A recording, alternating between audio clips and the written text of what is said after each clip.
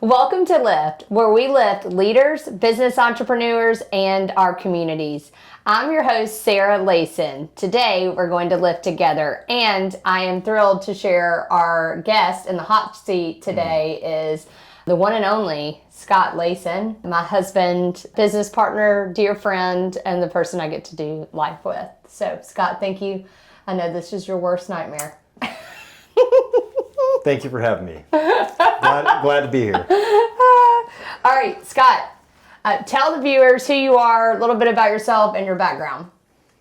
Yeah, so Scott Layson, I'm with the Layson Group. I do the marketing for Layson Group. Also build real estate platforms for the industry. I was a Marine in my past life, cable guy actually. Did real estate back in 2006 and 7, I think. My dad and I were doing new construction homes, and then the market tanked after about a year and a half in the business, and I had to get out and find something else. So I got into dental sales, and I did that for about 6 years, and then we got back in real estate. So what do you mean by platforms?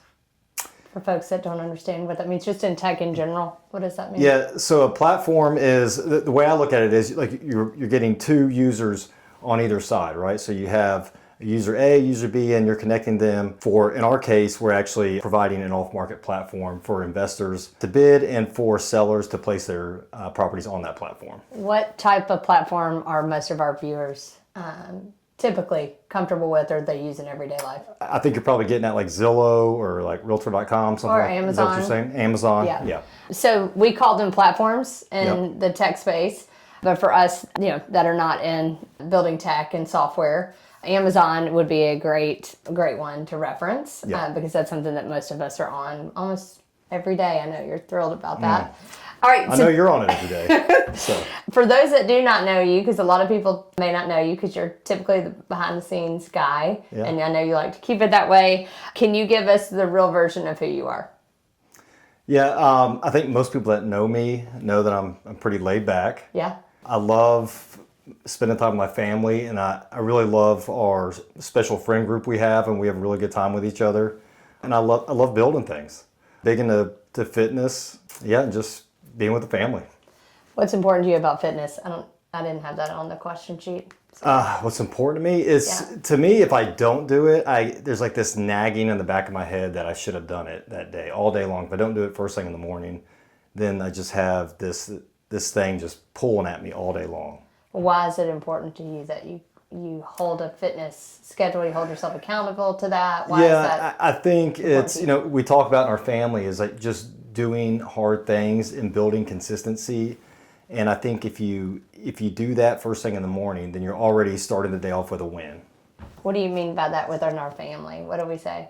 We tell our family that we do hard things. Yeah, the Laysons do hard things, Yeah. so much so that the kids, that's their motto, Yep. right? So we believe in going the hard route over the easy route for learning lessons. All right, let's talk about your life today. Your husband, your dad, you and I are business partners in several different business ventures. What are you most proud of right now?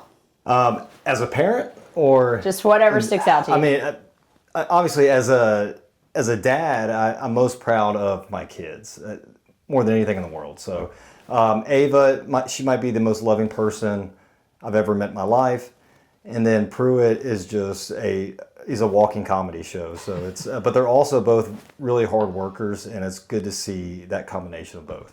Yeah, I would say both of them have a heart of gold. Yeah. We were just downstairs with them, and a friend of theirs lost their dog today, and it's terrible. And both of them are running around the house right now getting items to put together with a note to this friend, letting them know that they're praying for him and they wanted to give them something to lift their spirits. Yeah. So. Good kids. Yes, I would agree. Your younger self, what did success look like to you? I think, when you're young, you think success is making money. I think most people see that as success. And, our parents were successful in their own right, but you don't realize, I think, when you get older, that success is having more time, having the leverage. Things like that are more important to me now than the money. The money helps provide those things, but that's the ultimate goal is being able to have the time with the family and the leverage. Okay, because I love leverage. Yeah. And you and I, we started doing that early on when we first set out on our first business venture together. What do you think? I mean, 'cause what was your opinion of leverage when we first started versus now? I don't know if I know the answer to that. The reason why I asked that is because with the team, we started with one person, right? Yeah. And then who was a key piece, right? Yep. But I mean, you and I, we talk about this a lot. We leverage a lot of different things. I mean, you leverage within your role, you leverage technology, right? And systems. Yeah, no, I think now especially leverage looks so much different than it did just a year ago with AI, right? Yeah. So yeah, I think as we continue in the next couple of years, if you're not doubling down on AI, then you're doing yourself a disservice if you really do crave leverage, which we define as success. Well, because of time, Correct. right? And time being our most important asset. You just brought something up too I want to touch on. We were talking about this morning over coffee, about how great you are with your calendar and how AI has really helped you hone in on being a better steward of that calendar. Tell me a little bit about that. How do you have AI set up for your calendar? I guess really up until last year, you were my calendar. I didn't ask for that role. Somehow I got that role. I mean, I was awful. I was terrible at looking at my calendar, and self-admittedly. But then I found out that Google, they can send me my daily agenda for the day in an email. So every morning, I check my email every day. So first thing in the morning, I get my agenda for the day from my calendar. And now I barely miss anything. Yeah. Now Google is your calendar assistant. Correct. Right? All right, let's talk a little bit about being in business together. Okay. It's fun. Oh, the joys. Tell me, what do you think our biggest blessing is getting to do business together? The biggest blessing, I think you would agree, is that we get to share in the journey of building something and having that excitement. You know, I think with anything, any goal, the success is not in the end game. Yeah. It's the actual journey when you're building it. That's the fun part. And so the fact that we get to share that with each other is pretty awesome. Sometimes. Well, we laugh. I was actually talking to a friend about this the other day. We call them spirited conversations. Yeah. Do you want to talk about what those look like typically? Yeah, so this is a model for all the... If we're in a restaurant, a spirited conversation is it's like whisper yelling, which is usually, we'll try to go to restaurants if we know we're going to have a hard conversation, because then we can't talk real loud. Yeah, so if you have a business partner or a spouse, it might be a good idea if you have a hard conversation to do it at what we call a fancy pants restaurant. Yeah. Because then you can't yell too loud, and you have to actually face the fierce conversation and do it over dinner. Which Pro tip. Yeah, that's a pro tip. All right, what about the hardest part? What do you think the hardest part is for us? I mean, the hardest part is the fact that we have to have hard conversations really almost on a daily basis. And we've got to learn to separate our personal relationship from the business. And that's not always easy, but I think where we have good success is that we do not hold anything back. No. We will have those hard conversations with each other, but we will immediately follow up and say, hey, this pissed me off and this is why. And we'll be very real with each other about it. And that way we're not holding a grudge for, 3 to 5 days or whatever. It's 10 minutes and we're done with it. Well, it is spirited in a way that we will not let it sit and fester for months or days. Yeah. I mean, that was one thing I think my parents taught me was do not let your head hit the pillow at night in a marriage with regret and in the middle of a fight. Yeah. And I think we've taken that into business. I mean, I think we've done that with anybody that we've even been in business with. Like, you and I really do address things head on. And we've seen that that's been very, I would say, beneficial to the relationships that we keep. Yeah, no, I would agree. And while it's not a beautiful part of what we do, I do think that it's what makes us better. Yeah, it's not the fun part, but it's the necessary part of the business. How do we hold each other accountable? Also not on the card. Yeah, that was on one of your questions. Well, No, I mean, you're really good at holding anybody accountable. That's one of your gifts. And so if I tell you I'm going to do something, you expect it. And I expect you to do as well. You don't need as much accountability as some people do. I don't think you do it either. Tell everybody about, just because your day is very structured. How do you typically structure your day? Usually I get up at 4:40. Religiously. And I'm in the gym at 5 with my good buddy Zeke, who he's been in soccer right now, so our schedule's been kind of messed up. But Zeke, it's time to get back at it. So we'll work out from 5 to 6. From 6 to 6:30, I'm doing emails, just doing the basics with work real fast, checking in. And then 6:30 to 7:30, we get the kids ready and we're out the door. Listen to the Bible on the way back from taking the kids to school, and then we hop on your call at 8:15 for win the morning, and then the days we're off to the races. It's off to the races. You've always been very consistent.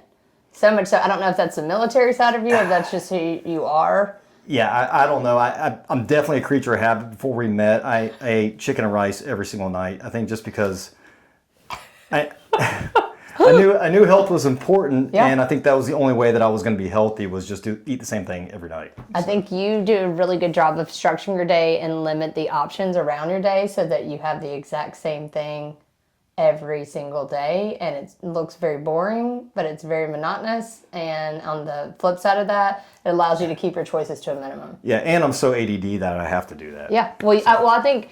For those that don't know, we've not really been tested, but you and I have been married now for 15 years, been together for 17. You're, I would say, more along the lines of ADD, and I'm ADHD, where I cannot sit down and sit still. And I think you and I have done a really incredible job figuring out strategies on how to deal with what I would say is, quite frankly, a gift. I think a lot of people put those on as labels, but I think the reason why you're able to be so creative is because of your ADD. 100%. And my tenacity and my go-get-'em attitude is really just a product of being ADHD. Everybody says, how do you have so much energy? But it's your gift. Yeah. It is, but how can you take what people, I think sometimes deem it as a negative label, and I'm proud to say that, that we think outside the box because of these gifts, right? All right, how do we protect our marriage while building big things? Because every season you and I have another project, another business. We'd like to build things. How do we protect our marriage during that time? Yeah, I mean, it goes back to the conversation we just had about having those conversations. If we're talking about, when things get hard, and having those quick conversations instead of letting things fester, going on just trips, just the two of us, and really reconnecting. I think that's important. Having little mini date nights, which we're getting better at. It is, I think we're like every couple where you kind of fall out of it for a minute because life gets in the way, and then you have to make it, something that you focus on in order to bring that back to your life. I think you and I are really good because we both do get up early in the morning, and being able to have, if it's just one cup of Joe in the morning, we have our coffee, we have a minute to talk, and then at night when the kids go to bed, you and I typically are putting them into bed together, right? Correct. I think our house operates very much as a team. Yep. We try to be as 50-50 as possible. Some days are better than others for both parties, but it depends on what season we're in too and what we're building. I think you and I understand give and take quite a bit. And I think too, going back, how do we, make sure we have a strong marriage? It's also supporting each other in what our goals are. Yeah. Because that's a lot harder than what it sounds like. You have to be completely selfless, and sometimes you have to take the back seat and let that person go run after their goals. And you also have to support their goals sometimes when it seems outlandish too, right? Yeah. Because you have belief in them, and if they fail, that's okay. They're learning on the way. So I think we do that very well. I think from the very beginning, we use the 411 tool. Yep. Which I'll share that with everybody. It's an incredible tool that we got from Keller Williams, and I think that has, quite frankly, shaped the team and the organization as a whole, right? And changed our lives, because we've both been able to put in writing what we personally care about and how does that tie into the overall vision of the family. which I would also say in seasons, there's times that you elevate me, and then there will flip flop, and then it's time for me to elevate you. Like, I'm your biggest cheerleader. Everybody says that when you're not in the 100%. room. I mean, the things that you do behind the scenes in terms of building the software that you build, creating the systems that you create. I mean, we would not, I don't think, have the Layson Group as even a launching pad from the very beginning if it wasn't for you. Yeah, and vice versa. Take that and hold that compliment. Yeah, I'm gonna bring that up to you when next time you're yelling at me. But vice versa, I could have built the best platform in the world, but if I didn't have the person running the sales organization, it wouldn't have mattered.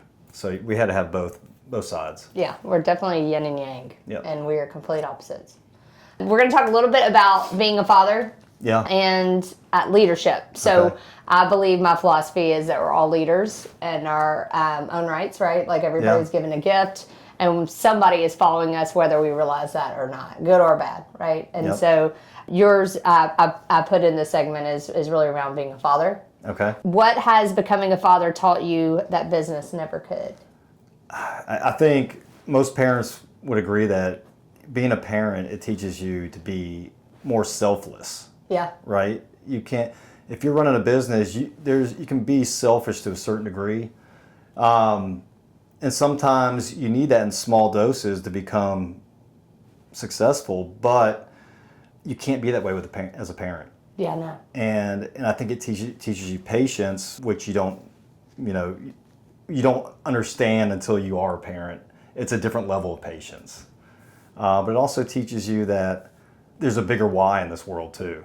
So those are probably three things that I really look at. I would say being a parent too. I remember before we had Ava Grace, Yeah. I was like, I'll be back at work next week. And I think I tried, and it didn't work out too well for me because I was I exhausted. think it was a week and a half. Yeah, it wasn't good. And I would not recommend that for anyone. But I was being selfish and not selfless. Yeah. And I think what it's taught us is every season of our life, it's easy for us normally to be selfish. We're all selfish people. But based on the season of life we're in, if you will pay attention, there's a reason why things are being put on pause or things are not happening as fast as you want them to. And sometimes that means you have to be selfless so that you can gain access to that thing. Don't you think? I mean, we've had a lot of hard seasons. Yeah, and also teaches you that, you've got these little ones that are looking up. They're looking up at you and they're seeing what you're doing on a daily basis. So you don't really realize it when you're building a business, but when you're a parent, you're also a model too. And so they're modeling what they do off of your actions. Yeah. What kind of example do you hope you're setting for your kids right now? Okay. That's kind of a segue from what we just talked about. Yeah, it's really, I want our kids to see that we get up, we work hard every day. We do hard things like we just talked about, but also I want them to see that we fail. Yeah. I want them to see that success is not just this straight road, and life is hard, and you've got to get back up when you fall down, and that it is more about the journey than the end goal. Yeah. But you can also have a big life if you work hard. Yep. But yeah, I think seeing the failures is one of the most important parts that they could see. We actually talked about that on another episode. I think the failures and how you come back from those failures matters more than how far you fell. Yep. All right. When you look at yourself 20 years from now, what do you hope that your kids say about you? I hope they say that I was the best dad ever. You lit up like a Christmas tree on Yeah. I hope they say that I was a good man. Yeah. And that they had the best childhood ever. I mean, that's really all a dad wants. I didn't put this on here either. I'm so sorry. Worst nightmare. We've had some really hard seasons that you've had to lead us through. Specifically, my mom having the stroke, us moving, us going into debt for real estate, my dad passing away. I'm just curious, like, what was grounding you during those times? I think for me, first of all, my philosophy is kind of always one foot in front of the other, right? It's we have to keep moving. I have to be there to support you, and I'm not really the emotional one either. I think most people who know me, they know that. So maybe that's a little bit easier for me just to kind of be a little more steady in times like that. But it's when you need help, I'm there to help. That's not really a good answer. Actually, it is, because I think it's that simple. I mean, you've shown up for our family. You've given and made sacrifices for our family when most people would have had a hard time with all the things that we've had on our plate. I mean, you show up for my mom every day. You showed up for my dad, and you still show up for our kids. And you were able to fill a void in seasons that I could not give anymore, because I was, going through caregiving and whatnot. Yeah. So I mean, I think that's it. It's just showing up is half the battle. I mean, in anything. Yeah, I think you can't have the woe is me attitude and say, why are these things happening? We just have to say, okay, what can I do? How can I make the best out of this situation with what it is? And, and that's all you can do. So I do think you brought up your emotions and or lack thereof. Marine Corps just took them all. That's what I was about to ask you. Where did you get that from? And what strategies do you think you got out of the Marine Corps that allowed you to, take that perspective and mindset into life? Yeah, I don't know if it was the Marine Corps that did it, or my mom said I was very emotional as a child, so who knows? Yeah, I don't know. I know that they taught me discipline and never really overreacting in a situation, and maybe that's what's kind of led into my personality the way it is now. When I had to overreact in every situation. Yeah, except for the fridge that was leaking. Another story for another podcast. Yep. All right, I want to talk about faith. You mentioned reading the Bible. Yeah. You just started that when? Yeah, started that right before the beginning of the year, and really it was because of you. I had never really read much of the Bible at all growing up or in my adulthood, and I saw you read the Bible from front to back, went 1 year, and then you did the next year with, was it Terry Lee Cobble? You listened to that with her as well? Both of them, yeah. Okay, and we were having a conversation. It was you, me, and Coach Ron. We're sitting at the beach, and we're voracious readers, so we read all these self-help books, business books, everything. And I'm sitting there talking to Coach, and he's like, "Hey, what book are you reading?" And I was like, "Oh man, this, and this." And I was like, "You know what? But if you think about it, like the Bible has pretty much every answer, and yet I'm refusing to read it." So right after that conversation, I picked it up and I started going through it, and I've been doing it ever since. Yeah, you said, I will never forget where we were sitting and what you said. It was me, you, and Coach. And you said, I'm searching for truth in all these other books. Yeah. And I've got one right in front of me and I haven't picked it up yet. Yeah. It was just a really cool light bulb moment because you immediately dove in. Yeah, it was awakening. And yeah. And when he says we read a lot of books, we have at any given time, 3 or 4 books going at once? At least. We're the type of family that I would say read more books than watch TV. Yeah, I'd say we don't watch a ton of TV. No. We've got about 30 shows that we've started and have not completed. No, but we enjoy like this group that you're talking about that we're so close with. We enjoy doing book clubs and having high-level conversations about books. Yeah. Some better than others. But I would encourage you out there to find a group that could be your book club. And we have so many different people. Some are school teachers, right? We've got coaches, we've got business entrepreneurs, we've got salespeople in this group. And everybody gets to pick their own book. I think everybody was worried about the books you and I were going to pick because they knew it was going to probably be about business. And then, some are more light and fun, right? And honestly, one of the books we're reading right now was what we decided that I wanted to outline this podcast after. Yeah, great book. It's a great book. It's called Theo of Golden. I would highly encourage you to listen to it. It's awesome. Okay, I also want to talk about navigating fear and uncertainty and doubt when leading in our business. Okay. Not family, in our business. Okay. Okay, tell me. What's the question? How do you navigate it? Fear, uncertainty, or doubt? Okay. I'm all ears. Yeah, I think it's natural to have fear. Yeah. I think everybody has some sort of fear, just can't let it be the driver. Yeah. Right? Like I have fear that my kids, my family are not going to have a house or food to eat. Yeah, I just don't let fear drive me. It's it's something that you recognize that's in the back, but what drives me is having a better life for my family and friends. Well, and I'll say a few words, but Yeah. when you're fearful, you get quiet to some extent and you just go build something. Like if there's a change, you're like, I'm going to just go build, a software. That's true. Like I get in and I think that's the thing. If you're fearful, just get in the motion. You take action. Get into activity. It may not be the right activity. You might fail at it, but at least you're doing something. And we're in this class right now, and they said, don't fear failure because that just means you're in action. Yeah. And you're doing something, and that's better than not doing anything at all. Yeah, I think that that's what faith is. Yeah. You going down that journey of faith. I think fear can grip you.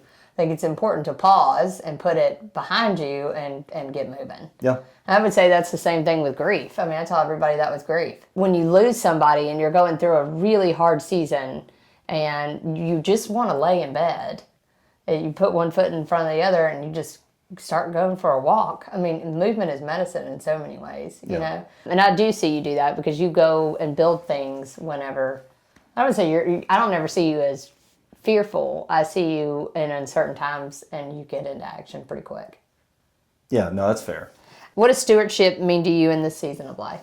I think stewardship means taking care of the resources that we have right now, which is also our children, and building a foundation for them, but also building knowledge for them so they start their adulthood with a stronger foundation than what we have. So that's how I view all of this working is building the strong foundation and then eating a strong foundation for them as they get older. You put them on, hey, here's a daily activity schedule of what you can do to get your blood flowing. Yeah. Right? Here's some books that you need to read. As much as you're regimented with yourself, you're giving them the guide. Now, we're not forcing them to do it because we can't, because it is important for them to choose that, right? But down to even Pruitt having his little mini workout session to get stronger for football or soccer or whatever, you've given him the guidelines for that. Right, you're just planting the seeds. And you've set the standard, right? I think you and I have set the standard for this household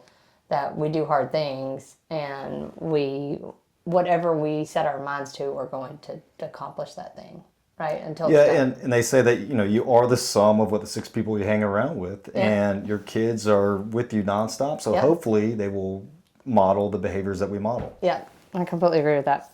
All right, and future vision. What do you think we're really building? What would you say our family and in life? What are we building? I think we're building a life that will give us leverage so that we can build more things. We're just builders. But, it's weird to say we're building a life so that we can build more things, but where we have more leverage, time, and freedom to spend with our friends and family. That to me is kind of the utopia for us. Yeah, I don't think anybody, unless you've gone through a hardship, like a loss, or caregiving, I don't know if everybody's fully leveraged and prepared for what life is going to throw at all of us. And that has been one thing you and I have been very clear on, is we are very much forward thinkers. We want to build because we love to build. However, we're also building for freedom and opportunity and space if we need it. Correct. I think everything we built up into this point allowed us the leverage and the time to take care of the people that we've been able to take care of. Yeah. Right? It's been a blessing. It's been a huge blessing. But it's funny because you and I, for the first 3 years of any kind of launch that we do, we were all in, right? 1,000 miles an hour. And then we pull back a little bit, and that's typically because of something that is more of a priority in our life, right? And so I just want everybody to know that's watching this as entrepreneurs or business builders, at the beginning you got to go full throttle, and then you earn the right to pull back and have a little bit of freedom, right? Because you've got the systems, tools, people in place to keep it moving forward. 1,000%. And wouldn't you say at every level, because we hit a lot of ceilings, and I hate ceilings. Yeah. Get super frustrated. You and I then go back to the drawing board to figure out how to break through to rebuild. Yeah, and there's always a way. Yeah. You just got to think. You got to approach it from a different angle. I think we're better builders than we are scaling. Like you and I love to build and launch, and then we like to get out of the way. All right. If everything we built disappeared tomorrow, what would still matter to you? I mean, it's a cliche, but family and friends. Yeah. Right? And that's it. And I think hopefully almost everybody would say the same thing. Yeah. What do you want people to feel when they experience our family and our business? I want them to feel that we have their best interests at heart. I hope that people, whenever they deal with us, that we try to instill with our kids, trust is one of the most important things that they can ever have. And I hope that if you deal with us with our family or our business, that people feel that way. And just that we will do it. We're pretty much there for anybody if they need us. Well, I think anybody will say that they've been in business with us or that are still in business with us, like we want to protect that relationship. Yeah. And even on the exit or the dissolving of a partnership, we want to honor them as much on the new path as the one that they're currently in our world in, right? Like I think that's really important for you and I. And I've always said this. I think we do think about not just the entry point of a business relationship. We also talk about the exit strategy. Yeah. Because if you don't have both, you're missing a huge opportunity for a relationship. Then you end up having a frayed relationship on the exit. Yeah. And I think we never want to go to bed at night without doing the right things by the right people. Yeah. I think we often share a lot more than what we probably should. Would you agree? I mean, we share everything. Yeah. And where we're going in our business, and that probably may or may not bite us at some point, but I think we'd rather do right by others than we let them know what our plans are, right? All right, someone's listening right now trying to build a business, lead a family, and let's say keep it all together. What would you tell them? Keep it all together. I mean, that's a big question. What would you tell them? Anybody that's building something? Building something with their spouse, is that what we're saying? Or just in general. I mean, it's going to be hard. There's going to be times when you want to quit. But you got to make sure that you're on the same page with your spouse and that you get really granular about what your goals are and what their goals are. And if they don't align with what you're trying to build, then it's probably not going to work. And I would not do that. But if you are in alignment, it is going to be hard still, but choose your hard. You could either, work for somebody else, which is also hard, or you could go build something huge. Well, I think too, you just said alignment. I think whether you're in business with a spouse or a business partnership or a group of people, whatever it may be, you got to be in alignment with, their mission, vision, values, and beliefs, right? Yeah. And all parties have to be in alignment. But I think if you're not in alignment here, this is going to be more important than this, because if this isn't in alignment, we're not going very far. Right. And so even though we want to choose a hard road and obstacles will be thrown at us, I think we know that if there's a major roadblock, we may be in the wrong path or building the wrong thing. Yeah, and hopefully you figured that out before you got married. Yeah. Any regrets? Any regrets in business along the way? About marriage? Is that what you're asking? No. Okay. We have to go downstairs and cook for the family after this. Be careful. Any regrets in business? No.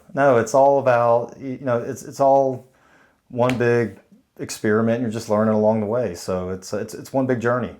It is a big experiment. Yeah. You're right. And so, sometimes we have no clue. Yeah, no regrets. I think the only regret is if you have an idea, not doing it. Actually, the one regret I had was, when I was in between jobs. This was right after real estate had tanked in 2008. And we had just met. I had probably $10 in my bank account. And you are my person with that $10. Yeah, and I'm on Craigslist applying for jobs every day. And so I was just trying to learn how to build a website on the side, and I built this coupon site which sounds really dumb, but it was making a couple $100 a month and ended up shutting it down.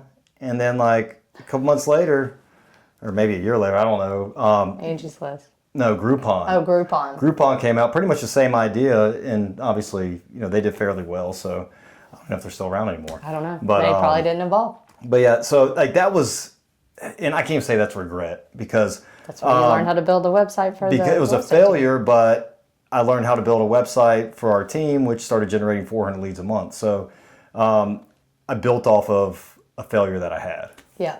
Well, and I think it taught you a piece of building software that you needed to go to the next one, right? Correct.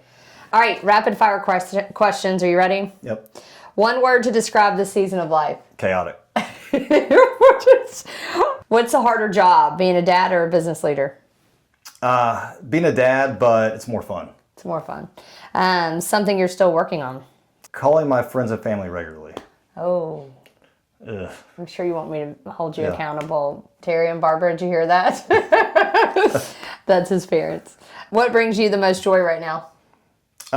Seeing my kids have success. The smile on their face when they win there's nothing like When it. they make a goal, and Nothing like it as a parent. it's awesome. Yeah. What's your favorite karaoke song? Well, it's the only one that I know, and that's probably Wild Side by Marky Mark. Marky Mark, Wild Side. You heard it here.